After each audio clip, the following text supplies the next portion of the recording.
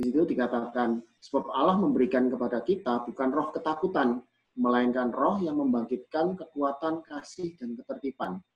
Nah, dalam kondisi yang seperti sekarang ini, seharusnya bagaimana sih kita ini anak-anak Tuhan ini bersikap ketika di sekeliling kita jauh lebih banyak memberikan hal-hal yang membuat kita itu malah jadi khawatir, takut, cemas. Nah, kembali, bahwa kita ini punya kelebihan sebagai anak-anak Tuhan, kita punya roh yang membuat kita jadi punya kekuatan. Roh yang sudah dikirimkan oleh Allah sendiri ke dalam setiap dari dirinya kita. Ya.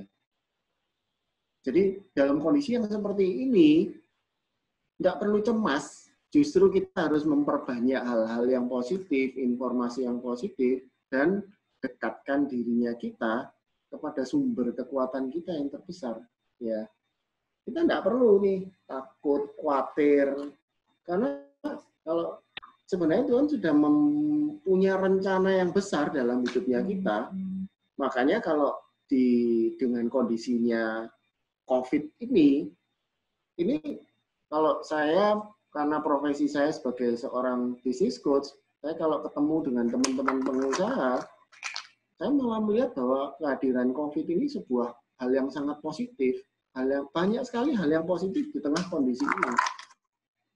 Kalau kita mau lihatin hal yang negatifnya, kekhawatiran banyak sekali.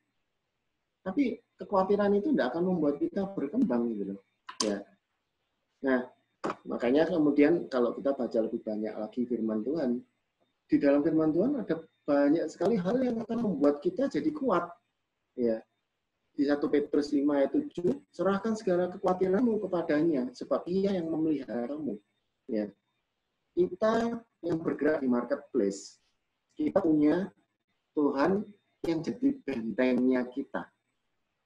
Tuhan yang memberi kita kekuatan. Kalau perusahaan yang kita kelola ini perusahaan miliknya Tuhan, kita percaya, kita mengimani bahwa Tuhan sendiri yang akan membentengi perusahaan yang kita kelola ini. Ya. Nah, ini yang jadi dasar kita. Tidak perlu khawatir, tapi ada hal-hal yang jadi porsi nyata yang harus kita lakukan. Apa yang harusnya kita lakukan? Nah, makanya sesi hari ini diadakan. Ya. Bagaimana saja kita merespon, kita sebagai seorang pengusaha ini mau merespon kondisi yang seperti ini gimana? Nanti banyak informasi, kalau melihat posisi informasi di sosial media, di WhatsApp, kayaknya 9 dari informasi itu lebih banyak yang negatif. Apalagi kalau kita berkumpul dengan teman-teman yang justru jadi sumbernya hoax. Ya. Padahal kalau kita mau mencari informasi yang positif, ternyata ada banyak sekali peluang yang luar biasa. Ya, saya sendiri di perusahaan di kantor pusat kami di Action Coach, saya sebagai salah satu franchise-nya Action Coach saat ini, founders kami sudah memberikan sebuah arahan. Perusahaan kami ada di 80 negara. Dan arahannya jelas bahwa posisi sekarang COVID ini, kalau dikatakan ini adalah krisis, ya. Tapi di sini ada sebuah peluang yang luar biasa, yang kalau kita tahu bagaimana cara menanggapinya, perusahaan kita mungkin sekarang menghadapi kondisi yang berat mungkin sekarang. Banyak yang secara penjualan mengalami penurunan, bahkan tidak bisa berdagang, mungkin juga secara ini ada pembatasan, tapi sebagian perusahaan yang lain yang sadar itu justru harus melakukan sebuah tindakan yang berbeda. Nah, bagaimana yang berbeda ini? Ya, salah satunya adalah kalau kita sadar, perusahaan yang sadar, tanggap, dan bisa dipercaya, ini pada masa krisis ini akan berusaha justru menumbuhkan nilai di dalam bisnisnya. Nilai ini apa? Bukan cuman buat pelanggan, tapi juga pegawai dan stakeholder. Stakeholder ini siapa? Supplier, mungkin pemegang saham, customer. Nah, justru di fase inilah perusahaan-perusahaan yang mau peduli terhadap nilai, itu yang justru akan nanti berkembang pesat. Contoh maksudnya nilai gimana? Contoh aja. Di grup kami, di perusahaan keluarga kami punya ada restoran. Saat ini kalau di bidang restoran, muncul orang-orang yang mulai melakukan bisnisnya dengan menunjukkan kepedulian terhadap masalah hygiene. Misalkan apa? Oh, dipersiapkan kalau ada pesanan makanan, itu packaging-nya di-seal. Nah, itu contoh. Kemudian juga yang dulunya tidak pernah memberikan layanan delivery, karena sekarang pelanggannya pada mulai khawatir untuk keluar, dibuatkan layanan delivery. Nah, itu adalah memberikan nilai kepada pelanggan. Bagaimana terhadap pegawai? Nah, justru di fase yang seperti ini, dalam kondisi krisis yang seperti ini, yang bingung itu, kalau dikatakan para pebisnis ya bingung. Tapi kalau saya tanya, karyawan kita sebenarnya lebih bingung enggak daripada kita? Saya yakin mereka jauh lebih bingung. Bingungnya mereka apa? Karena mereka kalau tahu bahwa perusahaannya beresiko sampai harus terpaksa dihentikan, mereka bisa dengan mudah itu dirumahkan. Saya sudah ketemu dengan cukup banyak pengusaha yang mereka dengan begitu mudahnya, begitu ada krisis ini terjadi, karyawan langsung dirumahkan. Dirumahkan tanpa ada informasi apapun. Sehingga mereka yang bekerja, yang jadi namanya pegawai ini, melihat bahwa, loh, kondisi saya ini jadi serba tidak pasti. Nah, dalam kondisi yang seperti ini, bagi para perusahaan yang benar-benar sadar tentang nilai, mereka justru yang akan menjadi, kalau dikatakan gini, saat ini adalah saat di mana sosial media bertumbuh dengan begitu pesatnya. Kalau sosial media ini bertumbuh dengan begitu pesat, di antara para karyawan ini pun mereka akan juga saling dalam tanda kutip membicarakan tentang perusahaan masing-masing. Kalau perusahaan kita memberikan nilai yang positif kepada karyawan kita, menurut Bapak Ibu sekalian, apakah karyawan kita tidak akan men-sharekan hal yang positif tersebut? Kalau sekarang dibalik, kalau di perusahaan kita justru malah tidak memberikan hal yang positif, mikirnya cuma sekedar gimana caranya cari untung saja. Kalau tidak untung, pokok karyawan saya pecat semua. Kira-kira mereka akan sharing apa di luar tentang brand perusahaan kita? Ini yang dikatakan dengan menumbuhkan nilai. Bukan cuma sekedar kita bertahan di dalam fase mengalami krisis. Ya. Nah, makanya ini kalau sekarang kita ngomong tentang bagaimana caranya kita merespon dengan kondisi-kondisi seperti sekarang ini, ya. Nah, kalau terhadap internal, apa yang perlu direspon sekarang? Yang pertama adalah fokuslah pada kelangsungan bisnis jangka pendek, karena ini ada beberapa kondisi yang harus dipersiapkan. Ini di beberapa kota sudah mulai diberlakukan pembatasan. Jakarta yang saya dengar sudah bahkan dilakukan pembatasan ditutup. Nah, ini berarti pembatasan ini pasti akan mengganggu jalannya bisnis. Maka yang harus dicek pertama adalah bagaimana aliran dana yang ada di dalam perusahaan kita. Aliran uang cash-nya bagaimana? Karena kita mau membuat menjaga supaya karyawan kita tetap bisa hidup, perusahaan kita tetap bisa berjalan, semua butuh cash. Ya. Cash ini adalah powernya kita, tenaganya kita, energinya kita. Anda tidak punya cash, ibaratnya mobil tidak ada bensinnya, berhenti pasti. Ya, makanya bagaimana mengelola cash, aliran cash itu menjadi sebuah kunci. Ya, kemudian juga cek kekuatan dari proses dan konsistensi. Nah, ini yang menarik bahwa dengan kondisi seperti yang sekarang. Ini ada banyak hal yang sebenarnya kalau bisa dikatakan jadi peluang-peluang baru, ya. Di perusahaan-perusahaan yang garment, mereka pada mempersiapkan yang ketika awal dibutuhin adanya masker, mereka mendadak menjadi perusahaan yang dulunya membuat pakaian, membuat pokok garment apapun, mendadak semua beralih menjadi perusahaan yang membuat masker. Karena demand masker begitu tinggi. Nah, butuh kreativitas dan melihat peluang yang ada. Kita punya proses apa yang kita bisa manfaatkan dengan proses tersebut. Ya, kalau di tempat kami punya di bisnis keluarga kami punya jaringan restoran yang dulunya cuma melayani dine-in. Karena sekarang kami melihat bahwa orang-orang lebih banyak tinggal di rumah. Salah satu yang kami persiapkan adalah kami membuat produk-produk frozen lebih banyak. Dan ini yang kita pasarkan. Karena ini tidak perlu merubah proses terlalu banyak, tapi bisa membuat sebuah market baru.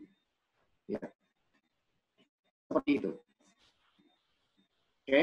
Nah, pikirkan, teman-teman coba pikirkan alternatif jangka pendek untuk mendapatkan sumber-sumber dana. Di saat ini, kalau dikatakan di fase krisis ini, cari jalan apapun yang bisa membuat Anda punya sumber penghasilan tambahan. Ya, cari sumber-sumbernya. Kalau ada misalkan kesempatan untuk yang dulunya Anda tidak suka jualan itu paling cepat. Ya.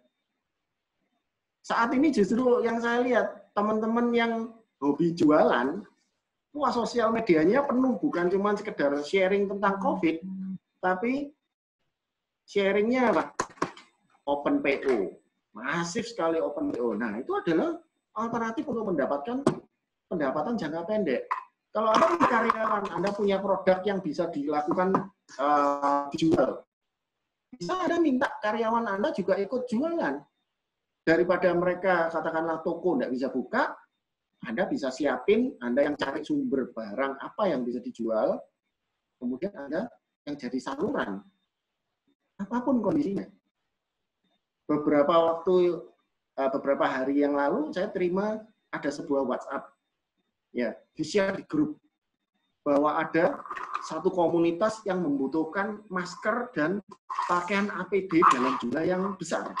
Setiap orang yang mau memproduksi menjahitkan diberi ongkos dan mereka akan menyerap itu dalam jumlah yang luar biasa besar. Nah, ini sebuah peluang. Ya.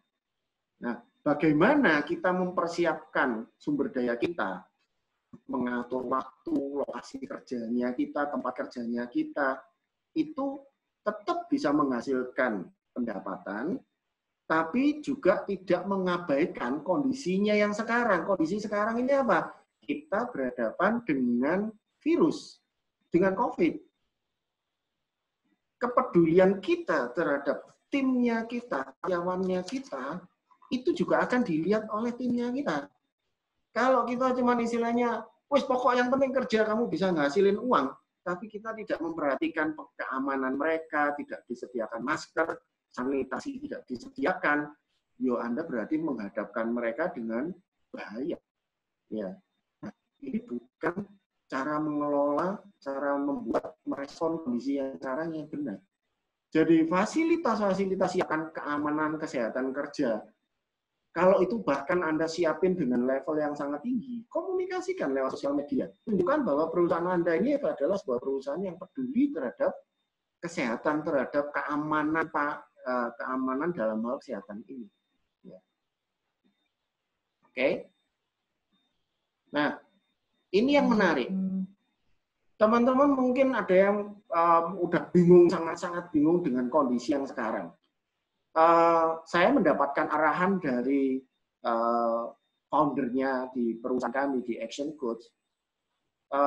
Founder kami sudah memberikan satu arahan yang jelas bahwa kondisi sekarang itu ada dua pola orang dalam mengendalikan bisnisnya.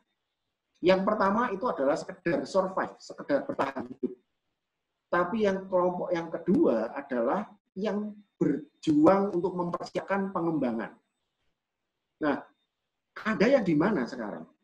Apakah Anda saat ini sedang sibuk hanya untuk sekedar bertahan, atau Anda mempersiapkan diri Anda setelah fasenya lockdown-nya, ya kalau di Indonesia namanya PSBB, setelah fasenya PSBB ini berakhir, saat itu akan ada sebuah peluang bisnis yang luar biasa besar, yang itu hanya akan bisa diambil oleh mereka-mereka yang mempersiapkan diri di fase lockdown-nya ini nanti.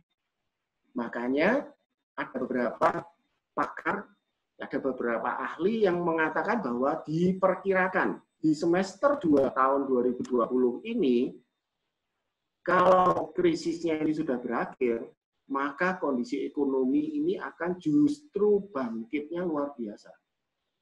Nah, pertanyaannya, Anda mempersiapkan diri untuk yang mana? Ya. Bagaimana fokus terhadap eksternal? Adaptasi pola komunikasi ini jelas. Kalau dulu kita bisa dengan mudah berkomunikasi, ketemu fisik secara langsung, tapi sekarang ketemu fisik sebisanya kita hindari. Karena apa? Konsumen kita, customer kita mungkin juga takut diajak ketemu. Ya, saya sempat mau meeting dengan klien saya pun mereka ada yang tanya, Coach, apa enggak mending meetingnya nanti pakai Zoom, pakai video online. Ya, cara komunikasi kita harus beradaptasi.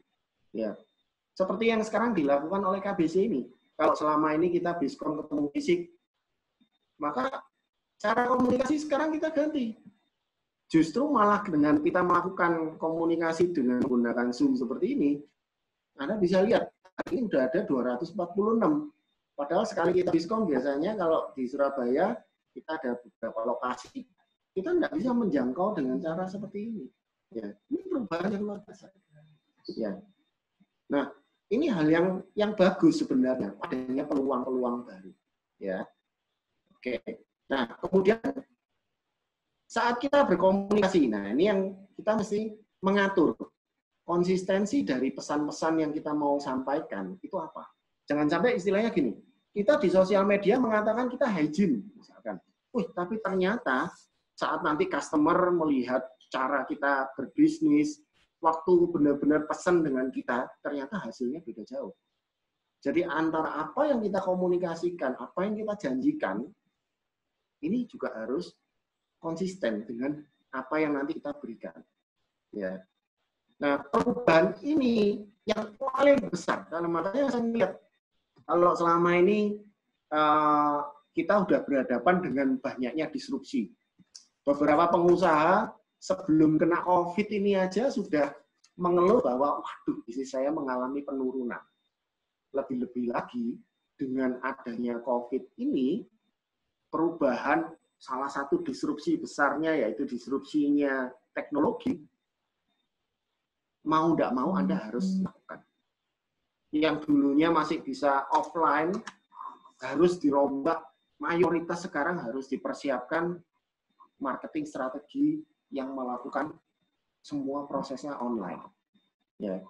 Nah, bahkan dikatakan bahwa semua yang virtual ini akan menjadi normal yang baru, menjadi hal yang sangat wajar setelah COVID. Bapak Ibu bayangkan, kalau selama katakanlah 2 bulan aja, setiap hari kita mau komunikasi harus lewat Zoom, harus lewat sosial media, harus lewat WhatsApp, tidak bisa ketemu, jualan pakai Zoom, jualan pakai online marketing, semuanya dilakukan secara online. Kira-kira setelah 2 bulan, customer kita ini akan terbiasanya seperti apa? Apakah mereka akan balik dengan pola lama?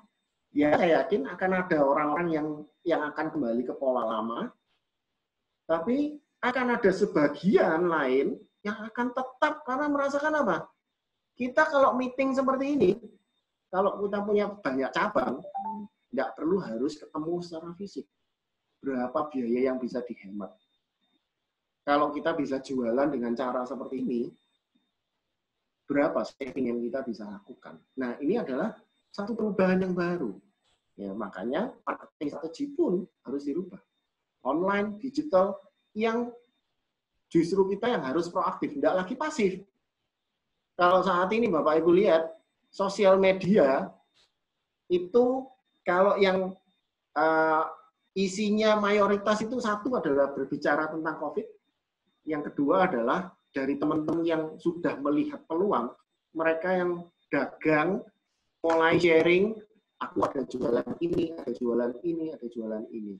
Sosial media isinya banyak yang seperti itu. Nah, ini perubahan pola. Ya.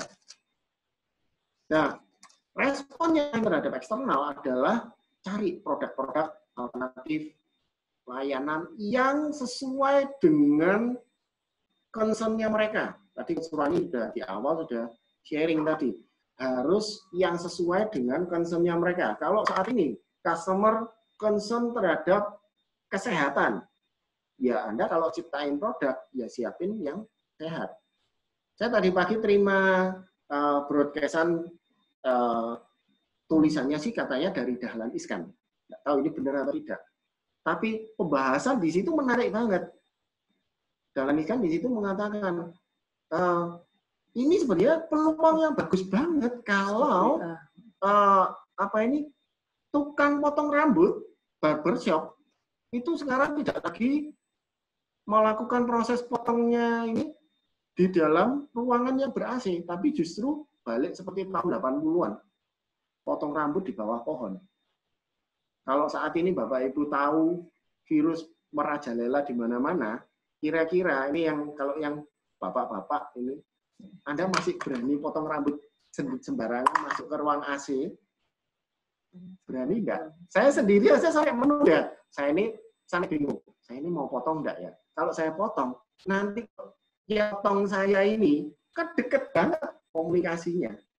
Kalau dia sakit, apa jaminannya walaupun dia nanti terkena pakai masker, sedangkan ini ada di dalam ruangan ber-AC, nular enggak nanti ke saya?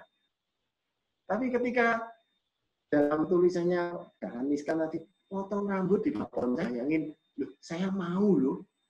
Kalau ada yang melakukan seperti itu, asal yang bagian yang barberman-nya ini bagus, dia potong rambutnya di bawah pohon. Saya mending potong seperti itu, asal dia lengkap.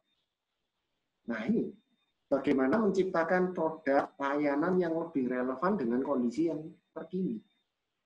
Ide-ide seperti inilah yang Bapak Ibu perlu bangkitkan, supaya Anda tahu, oh ini yang dimau oleh customer di kondisi sekarang. Nah, hal lain apa? Pada saat kita berkomunikasi, kita komunikasi terhadap eksternal perlu proaktif. Ya, jadi sudah tidak lagi kita tunggu. Karena sekarang komunikasinya semua lewat online. Dan di online ini juga sekarang terjadi perang komunikasi. Antar saya kalau melihat kalau di Diskom ini ada grup Diskom yang untuk promosi. Saya begitu setengah hari aja tidak melihat, itu sudah sekian ratus chat yang muncul. Di situ ada pembicaraan, banyak sekali informasi tentang teman-teman yang aktif berjualan. Nah, ini saya lihat, ini hal yang positif. Karena tetap ada kebutuhan. Dikatakan kemarin ada salah satu, saya ikut sebuah sharing seperti ini, ya teman-teman yang ikut kemarin acaranya Pak Yongki. Nah, dikatakan bahwa saat ini sebenarnya ekonominya ini berhenti karena dalam istilah itu by design. Karena didesain untuk berhenti ekonominya. Untuk apa? Untuk menghentikan COVID-nya. Jadi sebenarnya bukan dalam kondisi ekonomi yang jeblok banget, jelek banget. Sebagian orang tetap punya kemampuan untuk membeli. Jadi kalau kita jeli untuk menemukan itu, Anda bisa menemukan informasi-informasi apa, cara komunikasi yang bagaimana, yang tepat untuk berkomunikasi dengan pelanggan tersebut. Ya, makanya Anda butuh untuk menyiapkan apa? Konten yang tepat, cara komunikasi yang tepat. Nah, jadi kalau kita berkomunikasi, kita perlu melihat yang dibutuhin apa. Dan juga bukan memberikan janji-janji yang terlalu muluk. Ya, karena saat seperti ini, orang bisa dengan mudah loh ngecek. Anda yang memberikan janji ini, benar-benar Anda penuhi enggak? Mudah banget. Satu orang puas, dia juga akan sharing. Tapi kalau ada satu orang aja yang tidak puas, kira-kira lebih banyak sharing yang mana? Yang puas atau yang tidak puas? Begitu kita menjanjikan sesuatu yang nggak benar, akan ada orang yang nanti akan men-sharingkan itu juga. Makanya produk atau layanan kita juga kita perlu sharing hal-hal yang otentik. Ya. Nah, hal yang lain adalah pada saat kita berkomunikasi, apalagi di masa sekarang, karena pola komunikasi itu sekarang begitu cepat dan mudahnya, dengerin feedback-nya dari customer. Kita saat ini sudah tidak bisa lagi mengatakan bahwa, oh yang penting pokok saya keluarin produk. Saat ini sudah tidak bisa. Terutama di masa krisis seperti ini. Karena di pola yang sekarang, di seluruh dunia tidak ada satupun perusahaan yang sudah pernah melewati kondisi seperti COVID sekarang. Lockdown di seluruh dunia. Krisisnya bersamaan. Antar daerah saling menutup. Dan kejadian ini hanya terjadi sekarang.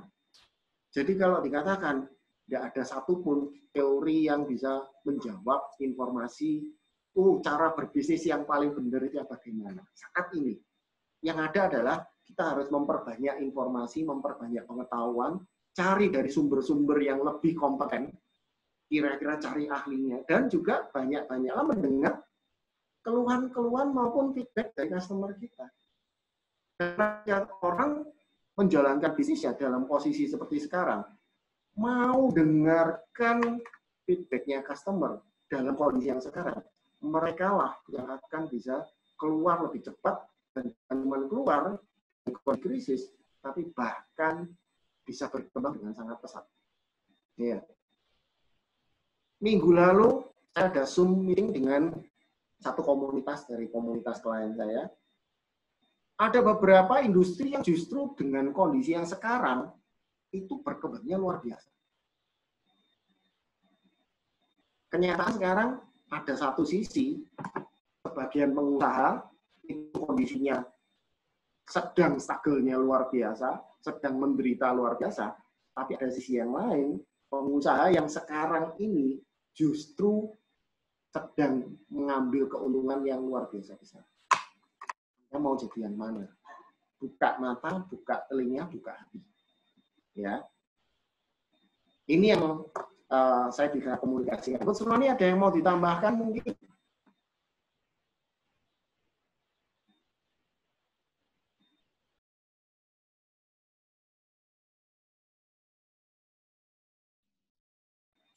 Coach Roni, bisa dilanjut?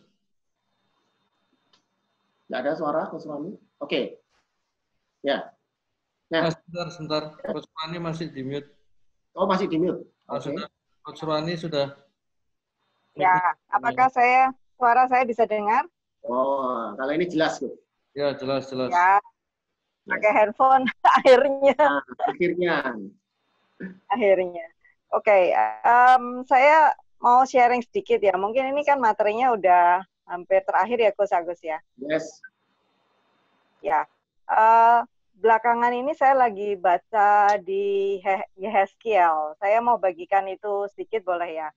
Yes. Jadi saya bersama-sama dengan teman gereja itu sedang baca BGA namanya, baca Gali Alkitab bersama-sama, itu 1 hari 3 pasal. Nah, bulan-bulan ini kita sampai pada kitab Yehezkiel, kebetulan baca beberapa hari yang lalu tentang Yehezkiel 37, kalau misalnya Bapak Ibu bisa buka ya. Jadi belakangan saya juga banyak membaca atau mendengarkan, cari di YouTube gitu ya. Bagaimana hamba-hamba Tuhan bicara tentang hal-hal ini gitu, tentang apa yang terjadi di COVID, bagaimana kita saya mau emphasize di situ sebelum nanti kita ngomong tentang skill kita di bisnis gitu ya. Jadi saya lagi buka Yehezkiel 37 dan di beberapa pasal di Yehezkiel itu Tuhan bicara sama Yehezkiel tentang aku rindu menjadi Tuhan, menjadi Allah bagi umatku Israel. Jadi di Yehezkiel itu diceritakan bagaimana bangsa Israel itu dalam pembuangan. Jadi Yehezkiel 41 itu ngomong tentang pembuangannya sudah 25 tahun. Mereka dibuang di Babel, bagaimana Tuhan marah karena mereka sangat-sangat menyeleweng gitu ya, dianggap menyeleweng dan berzina kepada Allah lain, Allah-Allah di sekitar mereka. Jadi Tuhan terus ngomong tentang bagaimana dia rindu untuk menjadi Tuhan, bagaimana dia rindu menjadi Allah bagi umatnya. Saya kira pesan ini tuh jadi resonate banget gitu buat saya. Jadi hal yang sangat apa ya, menyentuh hati saya gitu. Ngomongnya, aku mau menjadi Allahmu, aku rindu menjadi Allahmu, aku rindu kamu menjadi umatku. Nah, bayangkan ya, kalau Tuhan aja sudah bilang begitu, bayangkan betapa besarnya keinginan Dia untuk memberkati kita, betapa besarnya keinginan Dia untuk keinginan Tuhan untuk menyertai kita di tengah-tengah waktu yang sulit gitu ya, di tengah-tengah waktu yang nggak enak gitu. Itu beberapa hari ini saya renungkan dari Yeskiel, kalau Bapak Ibu nanti bisa buka Alkitab di Yeskiel, meskipun nggak terlalu menyenangkan sebetulnya penulisannya ya, tapi saya dapatkan banyak hal dari Yeskiel, itu yang saya ingin bagikan. Hal yang lain adalah bagaimana kita, tadi sudah disampaikan juga sama Coach Agus ya, tapi saya ingin menambahkan dari sisi bagaimana kita bisa istilahnya menangkap peluang ini. Jadi ini tuh saya membayangkannya seperti masa sebelum panen gitu. Masa ini adalah masa kayak jeda waktu, masa tenang sebelum panen terjadi. Jadi apa sih sebetulnya yang kita para petani ngapain sih sebelum masa panen itu ngapain sih? Mereka nungguin, mereka melihat, terus mereka mempersiapkan diri terhadap masa panen.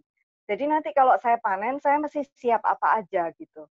Perlengkapan apa yang saya perlu siapkan. Tapi di sisi lain ada juga bisnis-bisnis yang sekarang lagi panen gitu ya.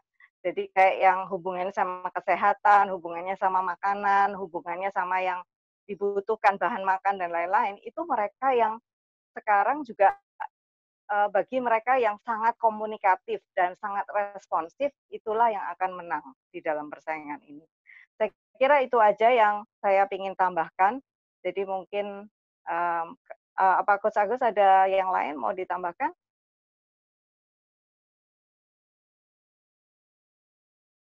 Halo? Halo? Oke, halo. Ya, ini yang benar-benar teman-teman perlu pahami ya, bahwa kalau ini ibaratnya musim, saat ini di seluruh dunia sedang musim dingin. Ya, jadi di bisnis itu selalu ada 4 musim, dan setiap musim ini kurang lebih siklusnya itu adalah antara 7 sampai 10 tahun. Nah, jadi kalau dikatakan musim itu akan dimulai dari kondisi musim panas, kemudian masuk ke musim gugur, musim dingin. Musim panas itu apa? Tanda-tandanya musim panas itu kalau perusahaan-perusahaan berkembang, bertumbuh dengan sangat pesat, properti bertumbuhnya luar biasa, perumahan baru, bisnis properti itu menjamurnya luar biasa, itu salah satu tanda. Kemudian justru di fase itu kesempatan terbesar orang untuk melakukan ngumpulin cash sebanyak-banyaknya. Ya, nah fase musim summer, musim panas itu adalah fase yang paling indah kalau kita ngomong dalam satu siklus itu, karena di situ setiap orang bisa bergerak, bisa mengembangkan bisnisnya dengan sangat enak. Kemudian akan masuk ke fase musim gugur. Nah, di musim gugur, salah satu tandanya itu adalah adanya mulai fluktuasi, ada kondisi-kondisi ekonomi yang naik turun, dan mulai muncul kondisi yang tidak jelas.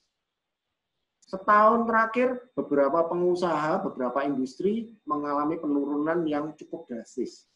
Ya, salah satunya kalau properti, teman-teman yang di bagian properti, kalau setahun yang lalu, mulai tahun 2019 kemarin, itu sudah banyak yang berkeluh kesah. Wah, jualan properti seret. Nah, beberapa bisnis juga mengalami penurunan, omset turun, market daya belinya turun. Ada yang mengatakan ini sebenarnya bukan daya belinya turun, tapi uangnya yang ditahan. Nah, Habis itu muncul COVID ini. Di awal tahun ini kita kena COVID ini. COVID ini menjadi sebuah kondisi winter, musim dingin. Bapak Ibu bayangin, kalau di musim dingin, apa yang bisa dilakukan? Kalau musim dingin, kita di Indonesia tidak ada 4 musim. Kita cuma ada musim hujan dan musim panas. Tapi sekarang cuma ada musim hujan banyak dan hujan sedikit. Sama banjir, itu kelihatannya.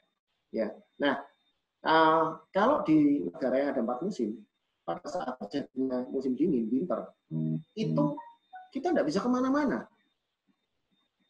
Sama enggak dengan kondisinya COVID sekarang? COVID ini sekarang kondisinya membuat kita mengalami musim dingin. Tapi yang kita tahu bahwa di dalam kondisi musim dingin ini, ada hal yang tetap harus dipersiapkan untuk membuat kita bisa makan, bisa hidup. Tetap ada orang yang punya kebutuhan. Tetap ada orang yang akan menggunakan uangnya. Market tetap akan menggunakan uangnya. Tapi dengan cara yang berbeda dengan kondisi ketika musim panas sama musim gugur. Saat musim dingin, kita tidak terlalu bisa banyak bergerak. Justru kalau di saat musim dingin, apa yang bisa kita lakukan yang terbaik? Isilah diri Anda dengan keahlian-keahlian baru. Karena Anda tidak bisa banyak bergerak. Ya. Nah, ini saya sambungin sedikit ke kalau di KBC kita punya yang namanya 6 harta. Bahwa kita kalau saat ini yang kita kejar, yang kita isi, itu harta yang mana? Kadang ada yang mengatakan, waduh gara-gara COVID ini perusahaan saya meruginya luar biasa. Saya tidak bisa jualan. Berarti yang paling berkurang apa? Harta dalam hal materi. Uang berkurang. Pertanyaannya, ketika kita diharuskan untuk melakukan social distancing, kita harus tinggal di rumah, tidak bisa datang ke kantor. Berarti harta kita, materi kita bisa jadi akan berkurang. Kita terpaksa harus bayarin kantor sewa, tetap harus bayar. Harus tetap bayar PLN, tapi tidak ada pemasukan. Kalau dikatakan harta materi kita akan berkurang. Pertanyaannya, sekarang karena Anda punya banyak waktu, Anda tidak punya banyak waktu untuk mengisi harta materi, kalau yang belum ketemu peluangnya, apakah 5 harta yang lain Anda isi? Apakah justru dengan ketika Anda harus berada di rumah, Anda jadi lebih dekat dengan Tuhan? Relasi dengan Tuhan Anda meningkat. Apakah justru dalam fase ini, kalau Anda harus work from home, harta jiwani Anda, skill Anda meningkat. Ingat Bapak Ibu, kalau sudah selesai musim dingin, itu akan ada yang namanya musim semi. Di musim semi, berarti itu akan terjadi pertumbuhan baru. Ada hal-hal baru di dalam bisnis. Kalau saat ini, karena adanya COVID, ini terjadi perubahan bisnis yang luar biasa. Apa yang dulunya kita tidak suka, mungkin kita tidak suka jualan lewat online. Hari ini, kalau satu-satunya jalan adalah jualan online, Anda masih mau mengatakan bahwa saya tidak ngerti tentang sosial media. Saya tidak paham bagaimana menggunakan gadget. Anda masih mau beralasan lagi tidak?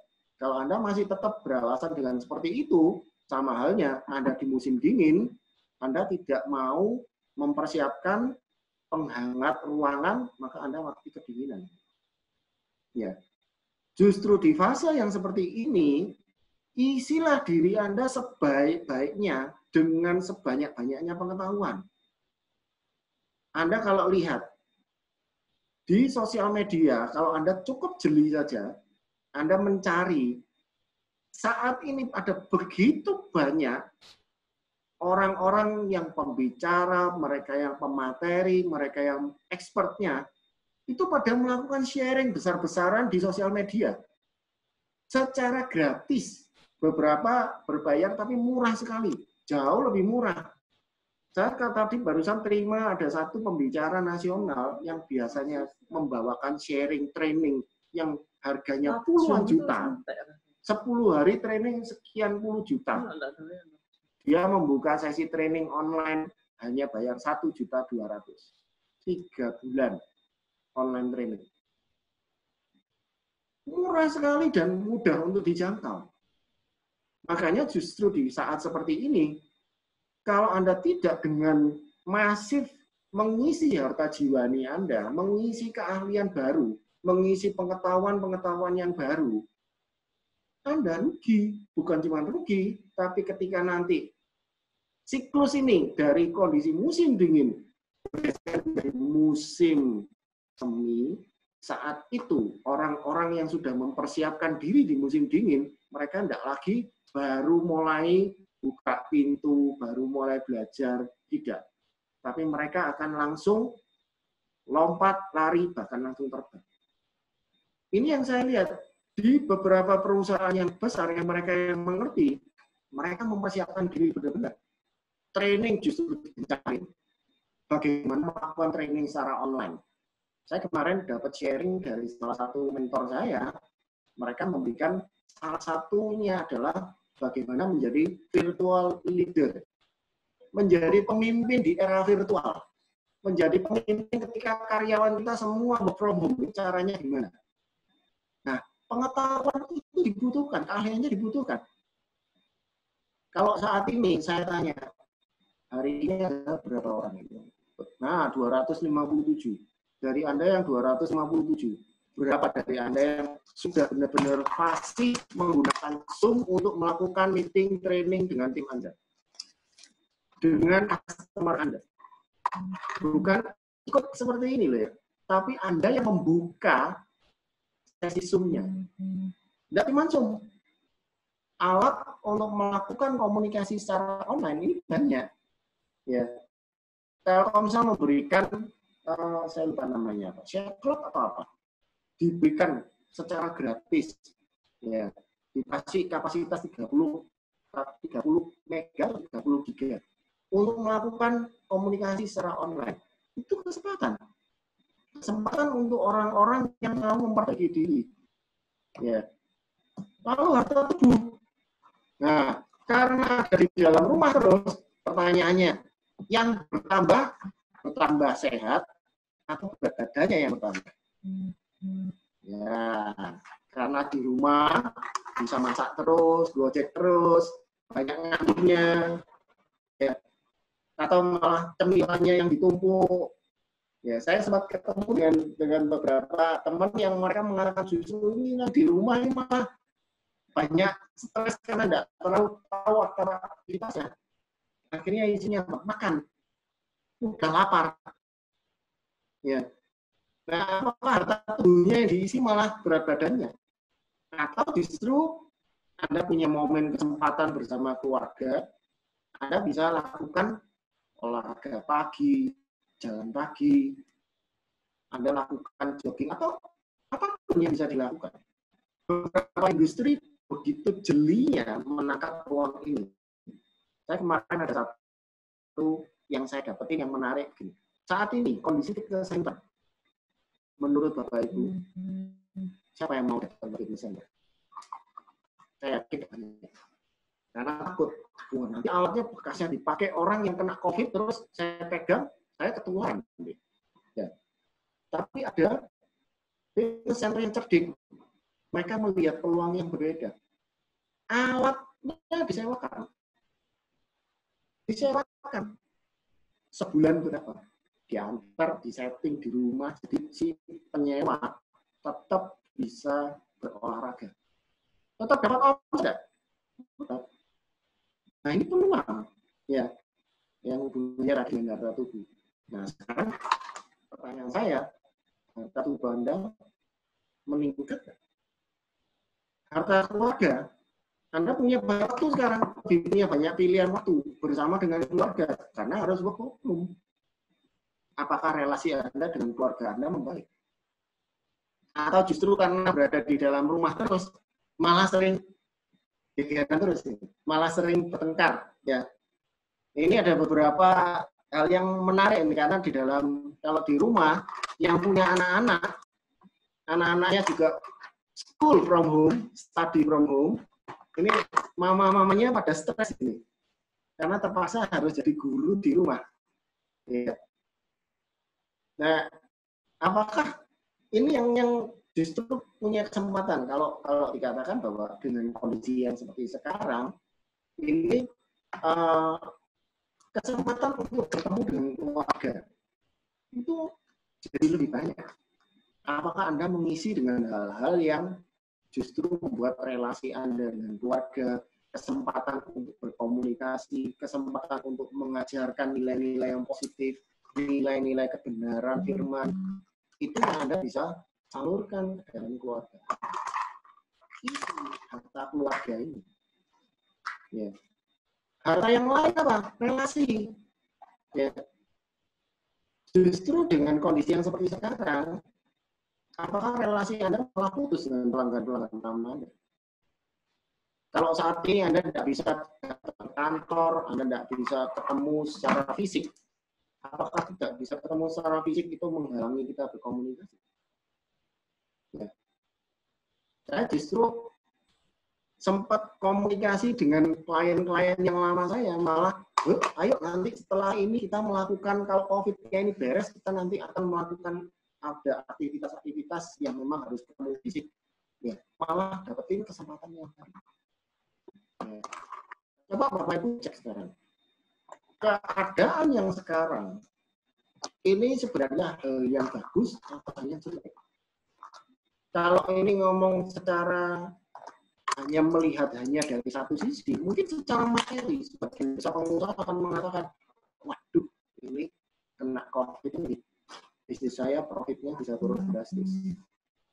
Tapi kalau Anda jeli mempersiapkan kondisi bisnis Anda cari terus jalannya, Anda akan bisa menemukan peluang-peluang. Ya. Nah, itu tambahan dari saya. Oke. Mas Rani mungkin ada yang mau tambahkan yang lain? Mic-nya, Mas Rani? Ya, sudah. Halo? Yes. Ya. Sudah, saya kira mungkin kita waktunya untuk diskusi atau apa, mungkin kalau ada yang menanyakan ya. Oke. Ya. Apakah Pak Alex sudah bisa memberi beberapa pertanyaan yang sudah ditanyakan oleh teman-teman di chat group, Pak? Nah, ini dia. Oke.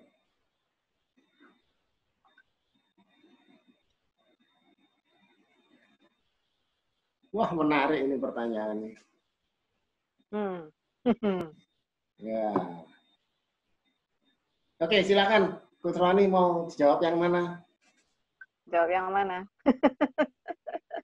Ini yang nomor 1 pertanyaannya. Kapan hari saya baca di medsos? Oh ya, di saya blur soalnya, Coach. Oh, blur ya? Coba saya bacain ya. Saya coba jawab nomor 1 ini ya. Karena ini menarik banget. Kapan hari saya ada baca, ini dari Pak Dedi Araya. Kapan hari saya baca di medsos mengenai seorang pengusaha yang berkomentar bahwa kalau situasi seperti ini terus, maka dunia usaha akan cuma bisa bertahan hanya sanggup sampai 2 atau 3 bulan lagi. Bagaimana tanggapannya? Ya, mau berita baik atau berita jelek? Ya. Ya, kalau berita jeleknya, saya jawab, iya, akan ada yang benar-benar tidak tahan. Tidak usah tunggu 3 bulan, tidak usah tunggu 2 bulan. 1 bulan aja sudah akan ada yang dengan sangat terpaksa usahanya harus ditutup, mungkin bahkan mengalami kebangkrutan. Nah, tapi pengusaha yang lain yang mau memperjuangkan kondisi ini, mempersiapkan keadaan yang lebih baik, akan menemukan jalannya. Dan ingat Bapak Ibu, tolong jangan pakai kekuatan sendiri kalau sudah seperti ini. Ya, Anda harus dekat-dekat sama yang pemilik yang sesungguhnya dari bisnisnya kita. Siapa? Ya Tuhan sendiri. Kita ini cuma pengelola. Kalau kita bersandar bukan dengan kekuatannya seorang manusia, Anda akan dapetin hikmat nanti. Ya. Tapi hal yang menarik ini, Bapak Ibu bayangkan, kalau kondisi ini benar-benar terjadi, ada sebagian pengusaha yang bisnisnya akan jatuh. Terutama pengusaha-pengusaha yang tidak mau mempersiapkan diri di fase-fase sebelumnya. Jadi, Bapak Ibu pernah enggak tahu ceritanya ada jangkrik dan semut. Ya, ini saya pernah lihat film kartun ya. Jadi si jangkrik ini pada saat musim panas dia kerjaannya cuma apa? Bersenang-senang, bermain, main biola, nyanyi-nyanyi, santai-santai. Tapi semut mengumpulkan makanan terus. Sampai ketika musim dingin, si jangkrik ini karena dia tidak mempersiapkan bahan makanan, sumber makanan semua sudah habis di luar. Yang terjadi apa? Si jangkrik ini mulai kedinginan dan tidak punya makanan. Dia akhirnya karena mau minta semut, tidak bisa. Dia tidak bisa masuk ke dalam sarangnya semut di dalam tanah. Karena semut mempersiapkan sarangnya. Mempersiapkan nandon bahan makanan di dalam sarang. Jangkriknya mati, semut bertahan. Nah, pengusaha yang mempersiapkan diri di dalam fase musim dingin, mereka akan bertahan. Dan bukan cuma bertahan. Justru ketika kondisi market ini nanti ada pengusaha-pengusaha yang lain yang tidak bisa mempertahankan, survive saja tidak bisa, berarti kompetitor Anda akan berkurang.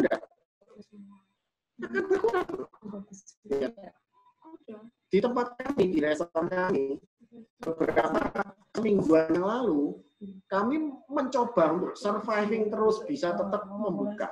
Supaya apa? Goal kami mau tetap karyawan kami tetap bisa masuk dengan keamanan untuk menjaga supaya kami tidak perlu harus sampai merumahkan mereka. Kami akan bisa tetap membayar gaji secara penuh, bisa tetap memberikan THR. Nah, ini yang kami perjuangkan.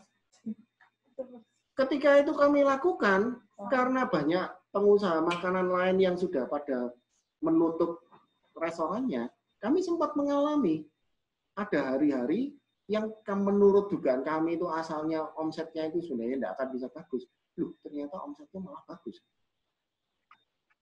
Kenapa kok bisa seperti itu? Ya kalau saya ngomong, karena kompetitor-kompetitor yang nggak tahan ini, mereka menutup diri. Mereka menyerah dengan kondisi keadaan ini. Mungkin mulai mencari peluang baru, ganti bisnis yang lain. Nah, yang terjadi sekarang kalau dikatakan kondisi COVID ini musim dingin itu kondisi yang boleh dikatakan namanya survival for the fittest. Yang benar-benar bisa bertahan, dia yang akan mengikuti fase berikutnya. Ya, jadi buat Bapak Ibu nggak usah khawatir dengan kondisi yang sekarang. Ya, lakukan perubahan. Cepat belajar, ada pengetahuan apa di KBC, Anda akan diberikan banyak sekali update pengetahuan yang Anda bisa dapetin. Ada kesempatan untuk Anda bisa bertindak, segera take action dengan cepat. Itu kira-kira dari saya. Ya. Ini ada tambahan mungkin? Ya, tadi kan kalau kita lihat slide tadi, di awal Maret ini, pada waktu kita mulai rame-rame COVID, saya sudah ngomong sama beberapa klien saya bilang, ayo Pak bikin skenario. Skenario apa? Skenario keuangan. Jadi kalau misalnya kita posisi ke cash flow-nya kita sekarang segini, dengan asumsi dalam waktu 2 bulan, 3 bulan ke depan kita nggak ada pemasukan atau nggak ada omset misalnya, the worst become the worst, itu kita mesti ngitung, skenario 1 kita ngapain, skenario 2 ngapain, skenario 3 ngapain. Pada saat membuat skenario itu kita bikinnya begini. Kalau gaji penuh berapa? Ongkosnya berapa? Apakah ada ongkos yang harus kita tekan? Atau ada ongkos yang pada waktu ini memang nggak perlu dikeluarkan, sekarang nggak perlu dikeluarkan? Apa saja yang kita bisa kerjakan dalam rangka untuk menghemat resources-nya kita? Sementara skenario-skenario ini kita buat, kita juga harus mikirin, oke, kalau begitu kira-kira resources kita sekarang begini, apa yang saya bisa lakukan dengan resources yang ada. Jadi ada satu pengusaha yang pernah jadi klien saya bilang gini, dulu saya ini dekorasi gitu ya. Nah kalau di dekorasi itu ada mesin jahit. Dulu mesin jahitnya itu dipakai untuk menjahit tirai atau menjahit pita-pita gitu ya untuk dekor. Sekarang mereka beralih ke bikin masker kain gitu. Mereka belajar gimana caranya bikin masker kain yang bagus, mesti pakai material apa, berapa ply dan lain-lain gitu ya. Banyak sekali ada di market sekarang. Jadi lalu melakukan shifting, anak buahnya juga diajakin ngomong gitu ya. Kira-kira kita mau ngapain nih? Gimana kita bisa survive tetap walaupun mungkin tidak ada pemasukan sekarang, karena ya orang merit sudah pasti nggak ada. Kalau dekor ya pasti orang merit zaman sekarang mau merit aja dibubarin gitu ya. Jadi ini sekaligus saya menanggapi pertanyaan pertama dan kedua. Jadi pastikan Anda punya skenario-skenario keuangan dengan asumsi berapa sekarang cash flow-nya, berapa duitnya. Kalau duitnya mepet banget ya, mesti bikin skenario gimana. Dan sementara itu shifting, mau shift kemana nih, mau dapat pendapatan dari mana nih, bagaimana cara mendapatkan pendapatan ini. Terus kalau yang pertanyaan ketiga dari Pak Stanley, dia bilang, Pak, sebelum ada COVID pun, kita sudah lihat ada ruang guru, kalau pernah tahu ruang guru ya. Ruang guru itu sebetulnya adalah revolusi, kalau saya bilang. Revolusi daripada sekolah yang sifatnya offline menjadi dipindahin semua ke online, di mana para guru dan para murid bisa berinteraksi dan para murid bisa mendapatkan guru terbaik di keahlian tertentu di ruang guru. Jadi kalau kita mau shift, ya cari cara gimana supaya kita bisa shift. Tadi Coach Agus kan bilang, siapa di antara saudara yang sudah betul-betul ahli tentang Zoom gitu ya. Saya tuh mati-matian supaya saya bisa tetap kontak sama klien, supaya bisa tetap bisa berinteraksi dengan siapa saja, pokoknya bela-belain gitu ya, pakai akun berbayar supaya saya bisa ngerti, bisa belajar, dapat dari orang lain, saya tanya orang lain, sehingga kemudian saya lumayan oke gitu loh, walaupun masih ada beberapa hal yang saya mungkin belum kuasai. Jadi ini waktu yang baik untuk belajar, ini waktu yang baik untuk menambah keahlian. Dan kalau Anda bisa melakukan itu, peluangnya akan sangat besar banget gitu. Itu aja sih yang saya mau tambahkan. Nomor 4, apakah boleh kita Nah, itu merumahkan, tidak merumahkan, itu tadi masuk di skenario-skenario yang saya sampaikan tadi ya. Jadi skenarionya apa? Skenario pertama, kenapa mesti merumahkan? Kalau nggak merumahkan, pilihannya apa? Jadi memang harus dilihat dari berbagai aspek begitu. Bagaimana kita kemudian memutuskan, dan memutuskannya juga bersama-sama dengan karyawan gitu ya. Disampaikan, diajak bicara karyawannya. Nggak dicuekin aja, pokoknya saya putusin ini, pokoknya saya putusin begini-begini. Diajak bicara, karena justru pada waktu ini kita bisa tahu mana karyawan yang betul-betul ingin bersama-sama dengan kita maju, atau ada karyawan yang cuma mencari kesempatan aja gitu ya. Jadi ini waktu yang sangat tepat untuk melakukan itu. Silakan Coach yang nomor 5 mungkin. Ya, mungkin saya nambahin dulu yang nomor 4 ya. Saya mau kasih pertimbangan begini. Bolehkah kita merumahkan karyawan di tengah pandemik ini? Nah, saya mau perjelas dulu. Definisi merumahkan ini apakah cuma libur sementara, atau definisi merumahkan itu adalah mem-PHK? Ya, karena ini dua hal yang sangat berbeda. Ya, kalau Anda memberikan libur, aturannya Anda perlu kasih fasilitas-fasilitas apa yang untuk membuat bertahan. Ya, salah satu yang perlu Anda Bapak Ibu pertimbangan gini. COVID ini adalah sebuah fase krisis yang tadi by design direncanakan oleh pemerintah. Nah, ketika fase COVID ini, fase lockdown ini terjadi, memang secara ekonomi kita akan cukup berat beberapa industri, ya. Tapi malah beberapa industri yang lain malah muncul peluang. Ya. Nah, kondisinya adalah ketika setelah fase COVID ini berakhir, saat itu Anda akan berhadapan dengan peluang yang luar biasa besar. Nah, pertanyaan saya, kalau Anda merumahkan tadi, definisinya adalah mem-PHK karyawan Anda, saat nanti peluang besar ini terbuka, saat itu Anda berada di mana? Anda akan memulai bisnis ini dari nol lagi. Ini yang jadikan pertimbangan penting, karena kalau bisnisnya kita itu membutuhkan kehadiran tim, kalau Anda katakanlah seorang dokter gigi misalkan, Anda praktek sendiri, ya udah nggak usah mikir. Tapi kalau kita punya karyawan, kita tetap perlu memikirkan Di tempat kami, di restoran kami saat ini berapa? 11 cabang? 12 ya? 12 cabang. Jumlah karyawan hampir sekitar 400-an. Nah, kami harus mikirin, kalau selesai COVID ini, kalau mereka pada dirumahin, terus tidak mau kerja lagi, habis itu selesai. Malah semua outlet kami terpaksa ditutup. Sedangkan itu biaya jalan terus. Nah, itu jadi pertimbangan. Makanya kalau misalkan kita memang mau merumahkan,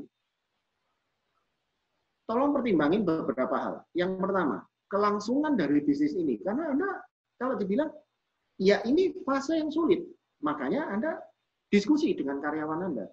Ajak mereka bicara. Ya. Satu perusahaan saya, tim kami ajak diskusi. Dan mereka sadar, iya Pak, pokok yang penting, pokok aku bisa kerja aja, aku mau Pak. Kami siapin, ya.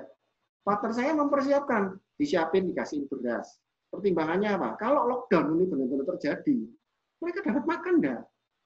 Dengan karena masih ada gaji pokok yang kita bisa berikan. Kalau skala keuangan kita masih sanggup, berikan itu. Benar-benar perusahaan kita sedang dalam kondisi keuangan yang sangat krisis, ajak bicara. Ya. Anda tidak mampu untuk memberikan gaji karena kondisi keuangannya, berikan apa? Berikan peluang kalau ya.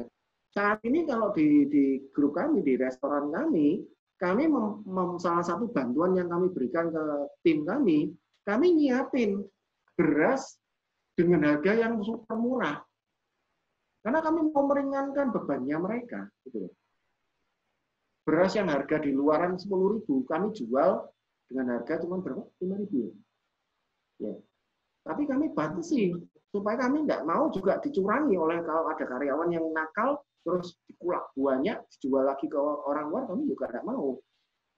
Ya. Nah, nanti kami sambil amati. Intinya adalah kita di KBC ini kita belajar 3 hal. Kalau tadi Pak Andi sudah ngomong grow in truth, grow in competence, grow in care. Saat ini, yang menderita itu bukan cuma kita yang sebagai pengusaha loh. Karyawan kita itu sebenarnya jauh lebih menderita. Mau beli barang kita mungkin masih bisa. Datang ke supermarket. Tadi saya lewat di Superindo. Antrinya luar biasa. Masih bisa belajar-belajar. Nah, kalau karyawan kita, yang mereka yang dirumahkan, katakanlah gajinya dipotong separuh. Anda tahu nggak, karyawan Anda itu gajinya dipakai untuk bayar cicilan, dipakai untuk bayar uang sekolah, itu mungkin sudah mepet. Begitu Anda ngomong, biar saya rumahin, karena saya ada satu, ya salah satu rekan pengusaha, teman, ya, saya dapat informasi dari perusahaannya dia, langsung ditutup begitu aja. Karyawan yang tidak diberitahu apa-apa, cuma diberitahu mulai besok libur sampai batas waktu yang tidak ditentukan. Gaji tidak jelas, kelangsungan perusahaan tidak jelas. Di mana kepeduliannya? Kita di KBC mau ajak Bapak Ibu, yuk grow in care. Pedulilah, justru di kondisi yang seperti ini. Siapa yang nomor 1 harus paling kita peduli. Daripada Anda menyumbang uang untuk beli APD di luaran sana, Anda sumbang ke kanan kiri. Siapin uang Anda untuk menyumbang karyawan Anda. Karena mereka adalah orang-orang yang berjuang bersama Anda. Siapin itu. Ya, makanya jawabannya boleh enggak? Silakan Anda pertimbangkan. Sesuaikan dengan kondisi keuangan Anda. Itu masukan dari saya. Ya, ini kemudian yang nomor 5. Oscar ya.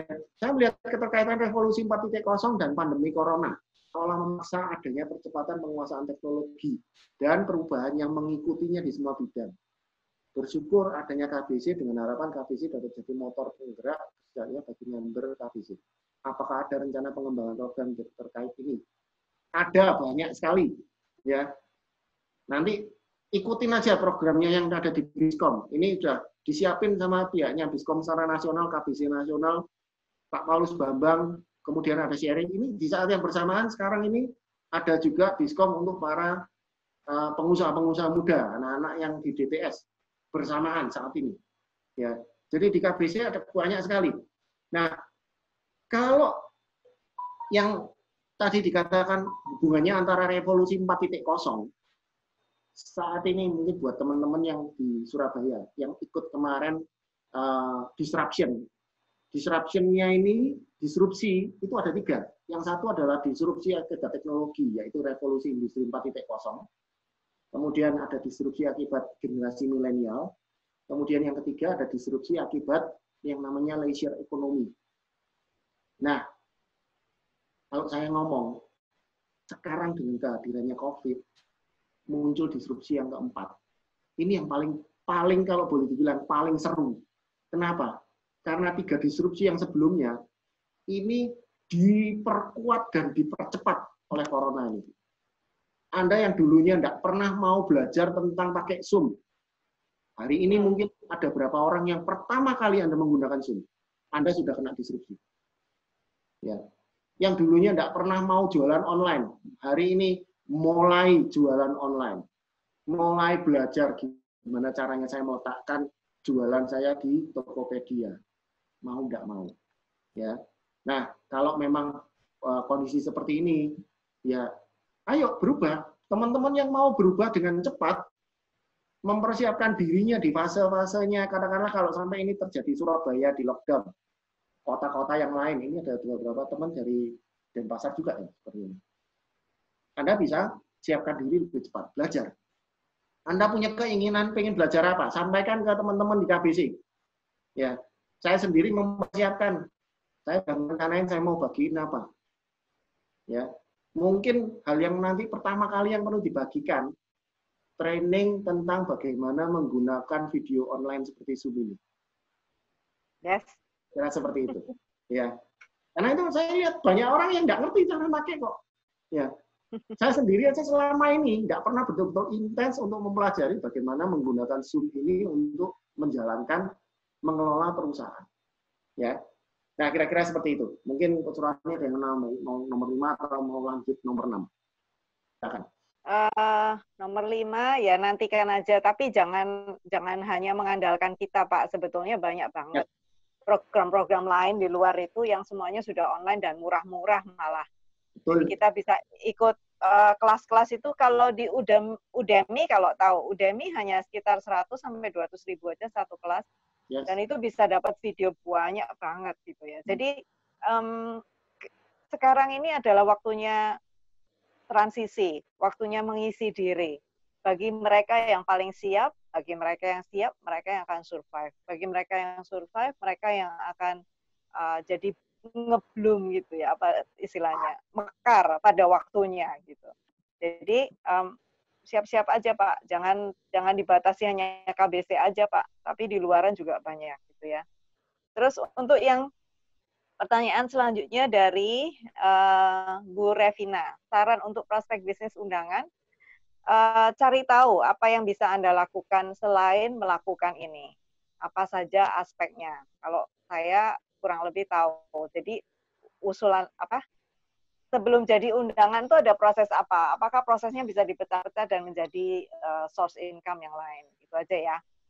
Terus yang berikutnya Pak Widodo Adi, Pak. Bagaimana marketing strateginya dalam bidang pendidikan dalam orang tua mengalami kesulitan dengan kondisi saat ini?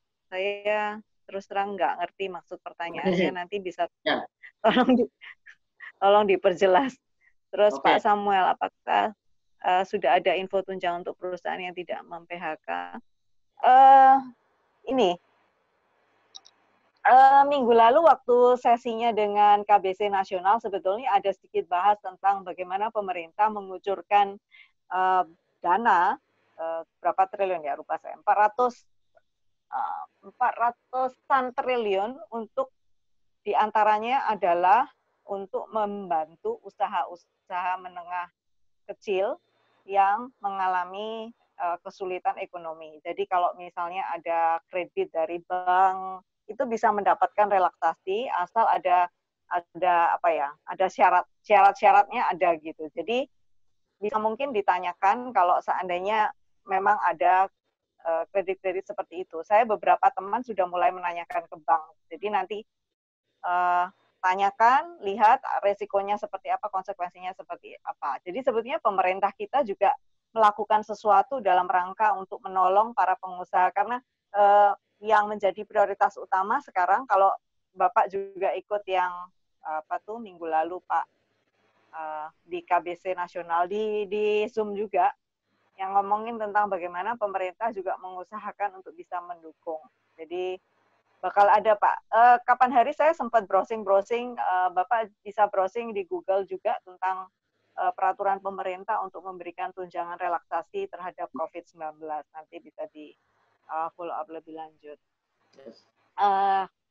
9. Nanti Coach Agus kalau memang mau ini langsung aja ya Coach. Dan masukin nomor 7 dulu deh supaya enggak kejauhan. Ya. Oh ya, silakan Coach. Untuk Pak Widodo ya. Oh Pak, ada Pak Oka Saputra. Nanti dulu Pak, diketik aja Pak. Yang raise hand diketik aja.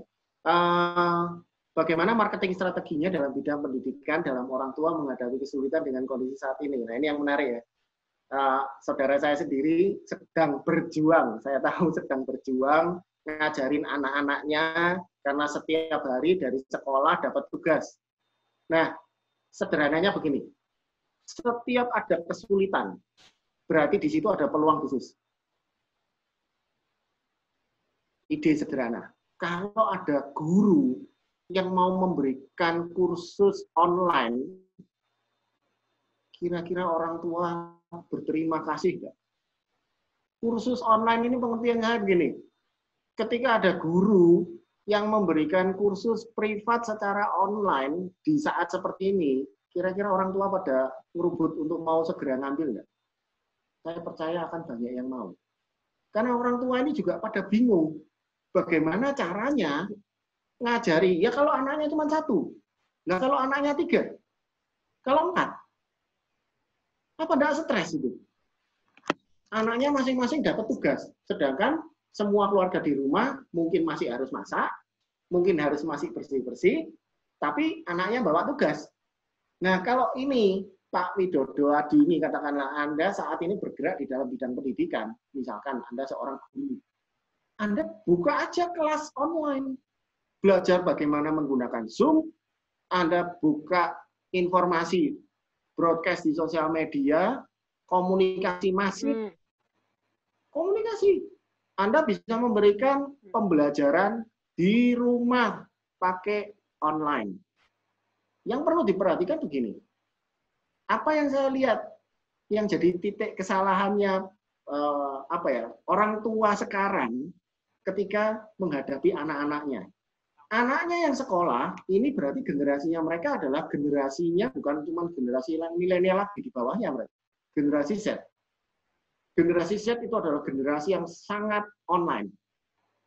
Tapi kelihatannya orang tuanya banyak ngajarinya pakai metodenya generasi yang sebelumnya harus ngajarin secara lisan. Ya kan tidak cocok jadinya. Justru kalau ini bisa disinkronkan, pakai teknologi untuk ngajari anak-anak yang sudah sejak kecil itu melek teknologi, itu baru klop. Nah, kalau Pak Widodo ini, Anda mau, Anda bisa ambil peluang ini. Marketing strateginya, kalau saya ngomong sederhana, broadcasting aja yang banyak. Mulai dari sosial media dulu. Sekarang lagi banyak, terutama mama-mama, yang pusing. Dan kalau pusingnya mama-mama, itu biasanya ada duit berapapun dibayar. Ya, kalau Anda memberikan value yang tepat dibayar pasti. Stres soalnya. Ya. Dan lagi, kalau Anda melakukan secara online, kalau saya adalah guru di Surabaya, bisa enggak saya ngajar kalau ada murid yang ada di Bali, yang mamanya sedang stres, saya bisa ngajarin murid di Bali enggak? Saya buka kelas 5 kelas bersamaan, bisa enggak? Bisa. Gunain teknologi. Zoom ini salah satunya. Ada banyak alat yang lain. Ya. Nah, ini jawaban saya untuk Pak Widodo Adi. Peluangnya sangat banyak, Pak. Ya. Oke. Ya. Silakan, Coach. Oh, maksudnya itu ya yang nomor 7. Saya nggak paham gitu maksudnya. Ya. Oh, oke. Ya. Ya, terus Pak Arnold ya, apakah punya insight untuk perluasan antar negara peluangnya mengingat tingginya aktivitas di sosial media? Alasan untuk pembauran informasi secara global. Oh, tentu saja, Pak. Di awal tahun ini sebetulnya saya juga sudah mulai mikir ya, sebelum ada COVID sih, sebelum rame-rame COVID. Saya mikirnya bikin website yang bisa di search engine-kan, terus saya targeted market. Jadi targeted market itu sudah bukan sesuatu yang sulit kalau sekarang. Jadi kita bisa pakai teknologinya tentu saja keahliannya berbeda, Pak. Jadi ini mereka ada orang-orang yang memang ahli untuk melakukan search engine optimization, di mana itu mendatangkan prospek kepada kita. Jadi kalau saya tahunya Pak Arnold karena arsitek gitu ya, jadi yang jasa layanan seperti itu sangat mungkin sekali untuk bisa masuk di pasar global. Mungkin begitu ya maksudnya ya. Jadi bisa lakukan pakai teknologi, pakai SEO, terus bikin profile di Instagram maupun di Facebook-nya, terus bikin sesuatu yang semuanya online dan punya SOP sendiri untuk ngurusin yang online begini. Itu sih Pak, kalau saya. Setahu saya ada beberapa bisnis yang begitu, saya juga sedang melakukannya. Jadi ada persiapan-persiapan yang kita lakukan untuk ke situ, gitu ya. Pak Budi Hartono, bagaimana outlook-nya tahun 2020 apa untuk inflasi yang naik terus dan akan terjadi deflasi? Kalau dibahas di minggu lalu mungkin ya tambahannya minggu lalu kalau Pak Budi Hartono juga join di KBC Nasional itu disebutkan bahwa pemerintah Bu Sri mengatakan bahwa dia masih optimis ekonomi Indonesia bakalan plus 2%. Gitu. Ya, which is itu very good considering ya, maksudnya mengingat kondisi sekarang di mana negara-negara lain juga sedang berjuang, nggak cuma Indonesia aja. Disebutkan juga bahwa di Indonesia itu konsumsinya 57%, which is itu yang bakalan menjadi pendorong ekonomi. Dibandingkan negara seperti Singapura misalnya, yang mereka ekspornya 90%, kita ekspornya cuma 20%. Artinya bukan tidak mempengaruhi, tentu sangat mempengaruhi, karena kita kan istilahnya jual barang ke luar negeri gitu kan. Nah, jualan barang kita ke luar negeri itu cuma 20%, sedangkan sisanya di dalam negeri, 57% adalah konsumsi, di mana konsumsi ini tidak bakalan berhenti, karena orang nggak makan, nggak mungkin nggak makan kan gitu. Jadi 57% ini sangat-sangat merupakan daya dorong yang luar biasa buat ekonomi kita. Jadi jangan khawatir, Pak. Menurut saya kalau lihat juga sama beberapa bahasan-bahasan yang saya baca juga, itu Indonesia itu masih akan positif tahun ini. Jadi ya itu tadi yang saya bilang, ini masa tenang sebelum panen gitu ya. Jadi kalau masa tenang sebelum panen, kita mesti ngapain gitu, mesti siapnya apa, toolsnya apa, bagaimana kita pada saat panen itu juga sudah siap semua. Kalau sekarang kita nggak siapin, nanti waktu panen kita, nggak bisa panen gitu, nggak bisa ikut panen. Itu aja jawaban saya. Mungkin Coach Agus mau nambahin. Ya, kalau untuk Pak Budiyong ya, jadi ini kan ngomongin makro nih. Saya mau mengingatkan gini aja, boleh kita melihat makro, tapi mungkin 80% energi Anda gunakanlah pendekatannya melihat ke mikronya perusahaan Anda. Ya, kecuali bisnisnya Anda ini sudah bisnis yang menjangkau nasional, cabangnya sudah ada di sekian banyak provinsi misalkan. Nah, itu benar-benar Anda harus perhatiin makro. Karena satu strategi yang salah kalau kita tidak melihat kebijakan secara makro itu bikin problem besar. Tapi kalau perusahaan kita masih hanya lokal, tidak terlalu besar, arealnya tidak sampai nasional, fokuslah pada kondisi bisnis Anda. Perhatiin model bisnis Anda. Apa yang harus dirubah dari model bisnis Anda? Apakah marketingnya? Apakah channel distribusinya? Apakah supplier Anda yang harus Anda rubah? Prosesnya mungkin. Nah, itu yang lebih baik Anda perhatikan. Ya. Itu yang catatan pentingnya. Kalau saya sendiri saya sangat optimis melihat kondisinya Indonesia yang sekarang. Ya, apalagi ada beberapa informasi yang kemarin Pak Yongki dari Asin Nielsen yang waktu di sharingnya KBC kemarin mengatakan bahwa marketnya Indonesia ini ekonominya didrive oleh kebutuhan nasional. Makanya ada beberapa industri yang itu pasti akan bertahan. Ya, yang jelas-jelas sudah pasti bertahan apa? Kalau Bapak Ibu lihat sekarang, bisnis garment sekarang meningkat enggak? Meningkat ketika urusannya buat masker. Nah, hal yang sederhana, bikin masker butuh banyak kain, butuh banyak penjahit. Lalu yang akan laris berikutnya apa? Mesin jahit ini pasti permintaannya tinggi karena kebutuhannya banyak. Nah, rangkaian yang seperti itu yang coba perhatiin. Saya kemarin sempat merhatiin juga, karena kami di restoran, kami kalau kirim delivery, karena sekarang omsetnya delivery mendadak naiknya tinggi sekali. Nah, peluang barunya apa? Yuk, delivery ini ternyata harus diikat nih. Ngikatnya pakai apa? Oh, ada pakai kabel tis itu. Saya cuma bayangin. Berarti pabrik plastik yang bikin kabel tis ini harusnya bisa panen raya ini. Yang omsetnya dulunya kecil bisa berkembang. Lihatlah mikronya. Itu catatan saya. Ya. Kemudian saya sambung yang nomor 11 ya. Bu Vivi Lenawati, untuk dunia perbankan hal apa yang diperlukan dalam menghadapi COVID ini? Ini kalau ngomong perbankan, karena dunia perbankan ini banyak hubungannya dengan aturan-aturan yang dikeluarkan dari OJK. Jadi saya tidak tahu posisinya Bu Vivi ini apakah sebagai pengambil keputusan strategis di dalam perbankan. Kalau memang iya, aspek perbankan Anda, yang saya tahu kondisi sekarang, perbankan harus bertransformasi. Transformasinya apa? Masuk ke digital yang makin banyak. Layanan-layanan justru dengan kehadirannya COVID seperti ini, transformasinya akan sangat ekstrim. Orang yang dulunya transfer harus ke bank, semua digantikan mobile. Sekarang bank sudah tidak lagi yang dulu masih pakai token, dialihkan semua masuk ke dalam aplikasi pakai apps. Bahkan mungkin yang akan jadi kompetitor yang lebih ekstrim, kalau saya melihat dunia perbankan, salah satunya adalah fintech. Bisa masuk ke fintech dengan cepat, enggak?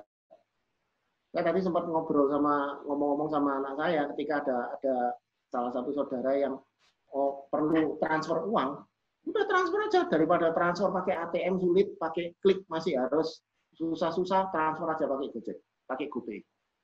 Nah, ini salah satu yang harus dijadiin perhatian, bahwa industri perbankan ini mengalami pergeseran akibat salah satunya fintech. Ini yang akan jauh-jauh lebih ekstrim akan berhadapannya, justru nanti salah satu industri yang nanti akan kena itu adalah bagian keuangan, perbankan. Nah, ini yang perlu merhatiin penggunaan teknologinya. Kira-kira seperti itu kalau untuk begini. Ya. Ya, yang pertanyaan berikutnya ya dari Bu Helena. Karena wabah yang ada ini ada beberapa karyawan yang bisa termasuk owner yang bisa work from home ya. Tapi ada juga yang harus tetap kerja seperti biasa. Sudut pandang apa yang harus kita berikan kepada karyawannya harus bekerja seperti biasa sehingga mereka tidak merasa sebagai pihak yang dikorbankan. Nah, ini memang saya ceritain yang salah satu klien aja ya. Salah satu klien tuh dia kontraktor. Nah, kalau kontraktor bikin bangunan, pasti nggak bisa WFH. Kalau WFH, siapa yang ngurusin pembangunannya gitu ya. Jadi, sedangkan ada bagian yang misalnya kayak cost controller atau bagian yang sifatnya finance, itu bisa dikerjakan secara di rumah gitu ya, atau WFH. Nah, ini mereka melakukan pembicaraan dengan semua karyawan. Sebetulnya gimana ya? Sebetulnya cuma diajak ngomong aja kok. Bukan gimana ya? Menurut saya mereka tuh sudah paham bahwa pekerjaan mereka itu tidak bisa dilakukan dari rumah. Begitu. Jadi, dengan memberikan pembicaraan yang baik, komunikasi yang baik, tentu mereka tidak merasa itu adalah dikorbankan karena kalau kita tidak melakukan monitoring, memberlakukan sistem monitoring kepada para karyawan kita yang WFH, itu juga bukan hal yang bagus gitu ya. Artinya WFH itu bukan nggak kerja loh, bukan libur loh, tapi kerja dari rumah. Sehingga monitoringnya tetap harus lebih ketat menurut saya dibandingkan sebelumnya. Kalau di kantor mungkin kita ngelihat mereka kerja dan lain-lain. Tapi kalau di rumah kita nggak bisa lihat mereka kerja, jadi ada serangkaian aturan main yang kita sepakati supaya baik yang di rumah maupun yang tidak di rumah, yang memang bekerja di kantor atau di site, itu tetap merasa bahwa mereka juga sama-sama bekerja begitu. Jadi aturan main yang ditetapkan bersama, terus goal yang ingin dicapai, terus monitoring hasilnya seperti apa begitu. Kalau menurut saya.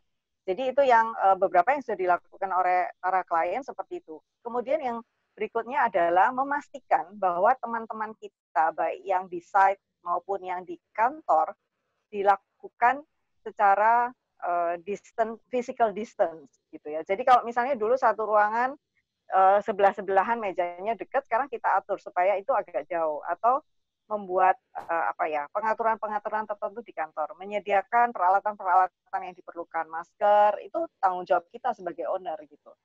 Memberikan masker, memberikan vitamin, mungkin memberikan hand sanitizer, ruangannya dikasih disinfektan dan lain, itu tanggung jawab kita sebagai owner begitu. Jadi tadi ya Bu, terus untuk bidang retail mungkin kita bisa adaptasi dengan cara marketing online. Bagaimana dengan bidang jasa? Ini menarik. Find out. Cari tahu apa yang bisa Anda lakukan secara online. Karena saya yakin bahwa bahkan dengan jasa pun ada hal-hal yang bisa kita online-kan, walaupun tidak semuanya. Tapi masih bisa, masih ada kemungkinan. Jadi kalau saya sih pelajari lebih serius usaha kita, sehingga pada waktu kita tahu kita bisa cacah-cacah nih. Bahkan mungkin dulu yang kita jual lamsam satu paket itu isinya ini gitu ya. Mungkin sekarang kita bisa pecah-pecah, satu paket itu ya kayak Air Asia lah. Dulu kita terbang, kalau sebut merek nggak boleh ya. Dulu kita terbang itu satu tiket sudah ada mealnya, sudah ada bagasinya, sudah ada macam-macam gitu ya. Pokoknya bayarnya tahu sekian. Sekarang kan nggak lagi. Sekarang kita cuma tahu terbangnya aja, mealnya lain lagi, beli bagasi lain lagi, nanti ada apa lagi, lain lagi. Jadi kalau di jasa sebetulnya kita bisa cacah-cacah gitu servicesnya kita. Kalau ada services yang kita cacah, barangkali bisa cacahannya ini kita jual sendiri-sendiri. Itu salah satu hal yang saya lakukan juga di tempat saya yang desain ya. Jadi kita cacah-cacah dulu, kita ngomong ya, pokoknya kamu mau apa, tak kasih paket satu full gitu. Sekarang kita nggak lagi, kita sekarang ngomong, oke, ini paket ini ada servis ini segini, servis ini, jadi terserah kamu mau ngambilnya seperti apa, kayak supermarket gitu ya. Dan itu sangat sangat menolong klien kami untuk memilih, karena kemudian mereka punya kebebasan untuk memilih jasa mana yang mereka bisa ambil dan mana yang enggak. Itu sih kalau dari saya. Coach Agus mau nambahin mungkin, kalau enggak kita lanjut ke... Mengenai retail tadi ya, saya mungkin transformasi antara retail masih di nomor berapa tadi? 12 saja dulu. Retail sama jasa tadi. Kalau retail bisa dirubah jadi online dengan mudah, jasa bisa enggak dirubah jadi online? Bisa. Parsial. Contohnya sederhana gini. Teman-teman selama ini sadar enggak, Anda sudah connect dengan jasa pijat yang namanya Go Massage. Itu di-online-kan. Pengertian di-online-kannya adalah cara komunikasinya di-online-kan. Kemudahannya untuk memilihnya di-online-kan. Tapi yang dulunya, kalau jasa itu lebih banyak customer yang harus datang ke pihaknya, tempatnya kita, sekarang coba dibalik berpikirnya. Bagaimana jasanya kita bisa dibawa ke sisinya customer. Kalau Anda berhasil lakukan itu dan Anda mengkomunikasikan ini secara online, Anda akan transformasi. Karena customer sekarang maunya apa? Nggak mau keluar, mager, malas gerak. Itu yang terjadi sekarang. Mereka maunya cepat. Saya sambil berada meeting di satu tempat, saya minta semua kiriman, semua dikirim barang ke sini. Saya minta yang kalau perlu saya sambil meeting, mungkin sambil dimasak. Supaya hemat waktu. Nah, itu kan ceritanya kebutuhan gitu loh.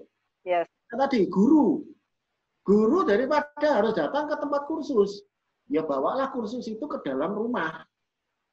Pikirkan itu. Ya. Orang belanja di pasar. Kenapa enggak sekarang orang yang jualan di pasar masuk ke online, kemudian siapin layanan antar untuk kirim barang. Kenapa enggak Anda siapin mobil seperti Indomaret gitu yang lengkap satu mobil gitu, yang datang ke rumah-rumah di komplek-komplek daripada mereka harus datang ke tokonya Indomaret. Nah itu kan apa ya? Entah itu bisa berupa jasa, entah itu bisa retail, tapi ide bahwa Anda harus bertransformasi untuk mendekatkan sesuai dengan ini loh, value-nya pelanggan sekarang itu apa? Takut keluar, takut COVID. Anda menjembatani itu enggak? Pelanggan sekarang apa? Repot. Bersih-bersih rumah mungkin harus bersih-bersih sendiri. Kalau Anda bisa siapin tim yang datang, ya, itu yang nanti akan dicari. Ya, seperti itu. Oke? Ya. Oke. 13 ya. Ya, silakan, Gus. Lebih bijaksana untuk mempersiapkan ekspansi.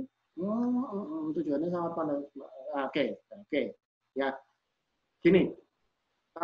Ini email dari Lambang ini Bu ya, email dia. Nah, kalau di saat fase sedang COVID ini sedang terjadi, lebih bijak kalau Anda hentikan semua ekspansi. Yang Anda lakukan adalah prinsipnya melakukan pivot. Pivot itu apa sih? Menggeser gerak dengan satu sumbu yang sama. Jadi, saya tetap di sini, tapi saya asalnya hadap sini langsung ngadep ke samping, tanpa harus saya merubah posisi saya. Kurangi semini mungkin investasi saat ini ya. Tapi nanti kalau memang Anda memang bisa meramal dengan jitu, ya silakan kalau mau. Masalahnya adalah setelah COVID ini selesai, tidak ada satupun seorang pun yang bisa mengatakan pasti nanti customer-nya akan begini. Tidak ada yang satupun yang bisa ngomong. Ya. Dan itu sudah ditegaskan.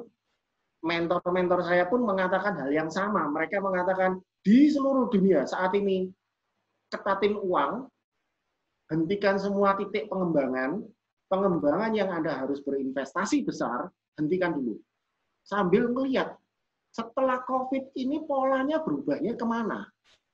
Ada kadung buka banyak cabang, ternyata customer tidak lagi butuh cabang. Lo kan konyol kalau seperti itu. Ya, makanya tolong ditahan dulu.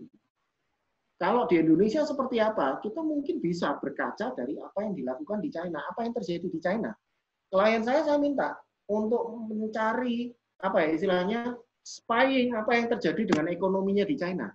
Saat sedang terjadi lockdown, itu kondisi ekonominya apa, kebutuhannya apa, semua hal-hal yang dibutuhin, siapin kirim ke Indonesia, karena itu yang juga nanti akan jadi kebutuhan besar di Indonesia. Nah, negara-negara yang sudah berhasil keluar dari COVID ini, ada beberapa negara yang sudah berhasil keluar, China, Jepang, Korea berhasil. Ya, Korea Selatan.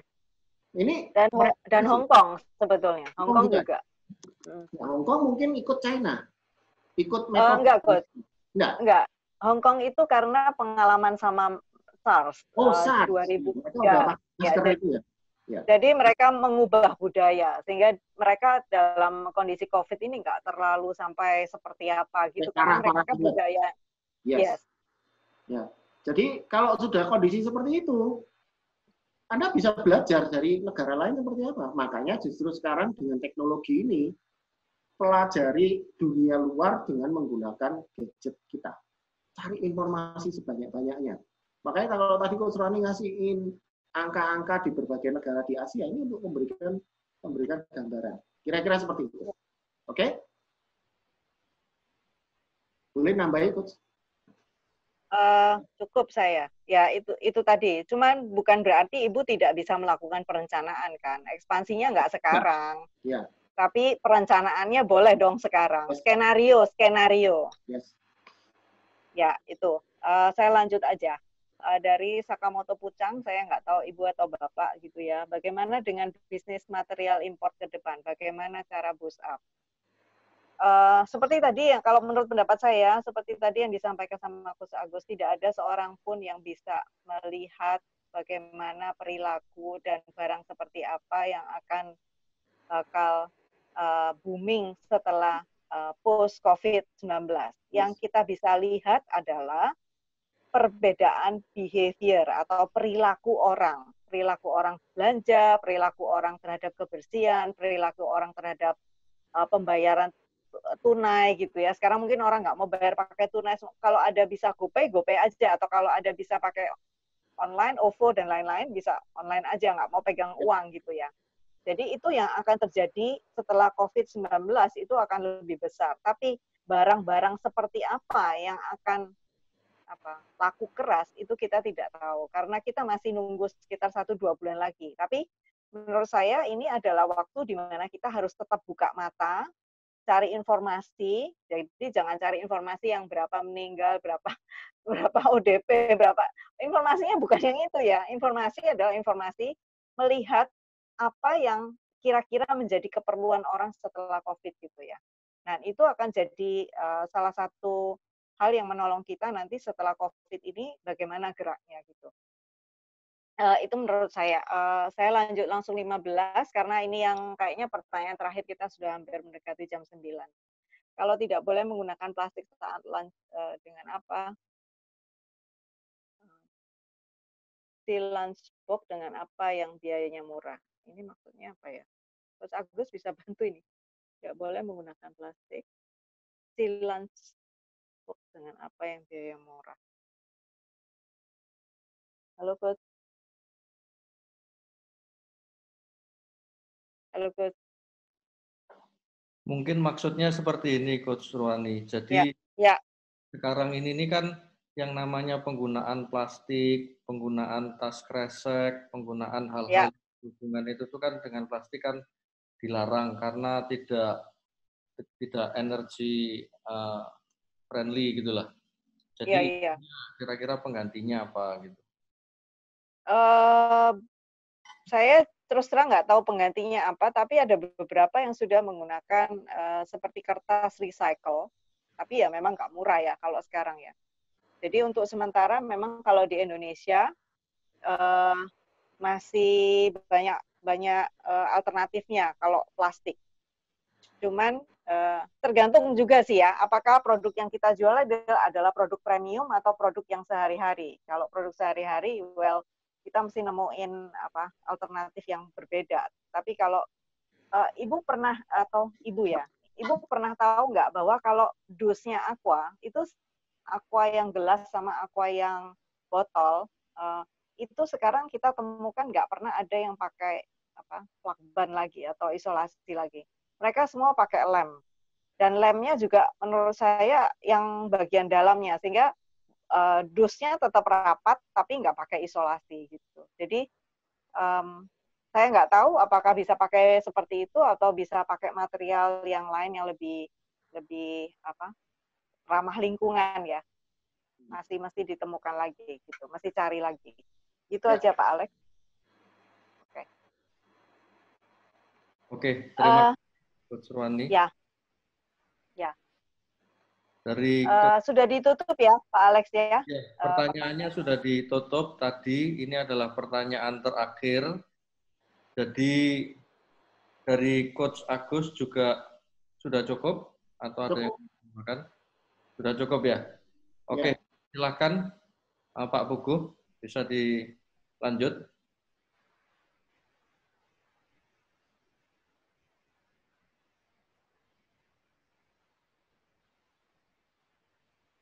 Jadi ini sebagai penutupan ada acara yang nggak kalah luar biasa, teman-teman. Jadi besok hari Kamis itu akan ada acaranya KBC juga berskala nasional dengan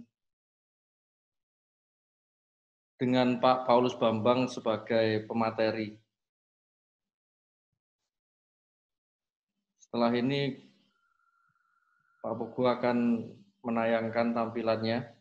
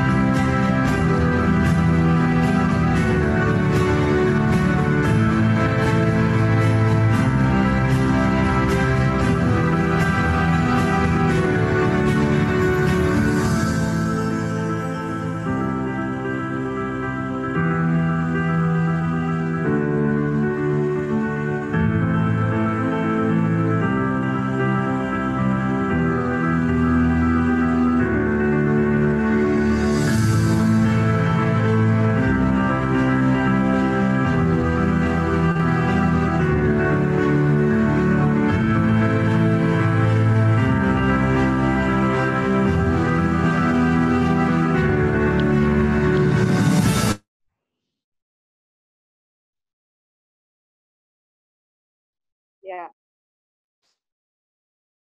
Oke.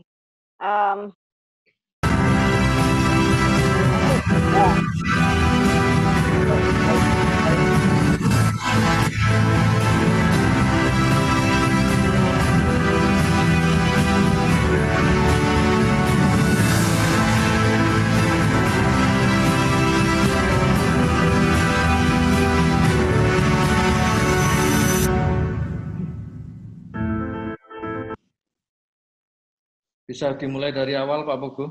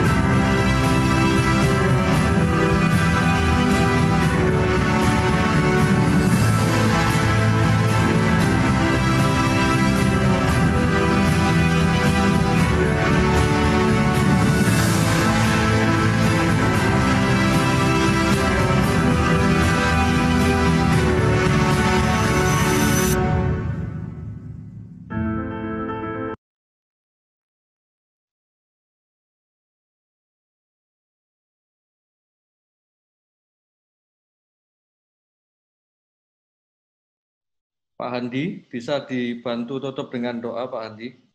Ya, sudah terdengar suara saya? Sudah masuk, Pak Handi. Oke. Jadi saya cuma mau tambahkan sedikit aja. COVID-19 ini membuat kita, perusahaan saya juga termasuk perusahaan saya juga, ini adalah new ways of working buat kita, cara baru untuk kita bekerja. Yang biasanya masih tradisional, meeting ketemuan, membuat kita sekarang harus lebih banyak pakai online. Ya, sisi positif dari corona adalah kita membuat sebuah cara kerja yang baru. Jadi teman-teman yang ada di Biskom ini juga, ayo buat cara yang baru dalam pekerjaan. Dan saya juga banyak dapat training selama work from home ini, bagaimana memimpin sebuah rapat, bagaimana sales bekerja untuk menghubungi customer secara online. Banyak training-training yang harus dilakukan. Jadi juga ada SOP yang dirubah juga di dalam bisnis kita. Jadi seperti Pak Agus bilang tadi, ke depan setelah COVID ini akan berakhir, perusahaan kita sudah siap dengan new ways of working, ya teman-teman. Jadi saat-saat inilah teman-teman, saya sangat setuju harta jiwanya ditambah, bagaimana kita bisa buat bisnis kita lebih lagi berbeda, different setelah COVID-19 berakhir. Ya, terima kasih teman-teman yang sudah hadir. Saya akan tutup dengan doa. Mari kita sama-sama berdoa. Bapak, terima kasih Tuhan buat sesi Biskom malam hari ini membuat sebuah paradigma baru buat kami, Tuhan. Disruption COVID-19 ini membuat sebuah cara kerja yang baru buat kami. Banyak perusahaan yang akan merubah cara kerja mereka, Tuhan.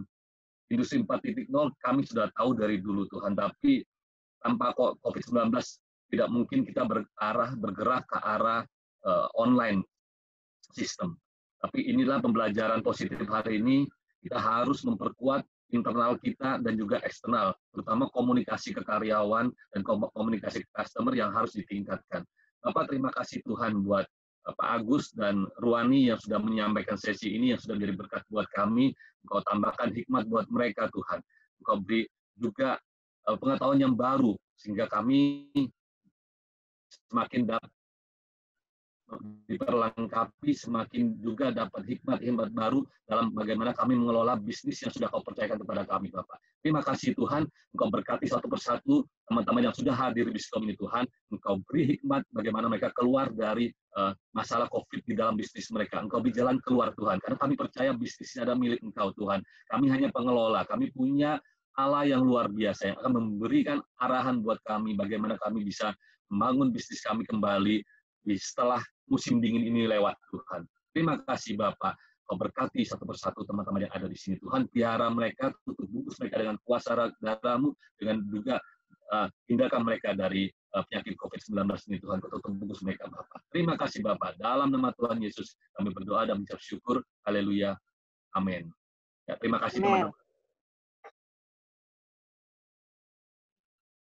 Oke, terima kasih semua teman-teman atas kehadirannya di Biskom ini. Ya. See you all.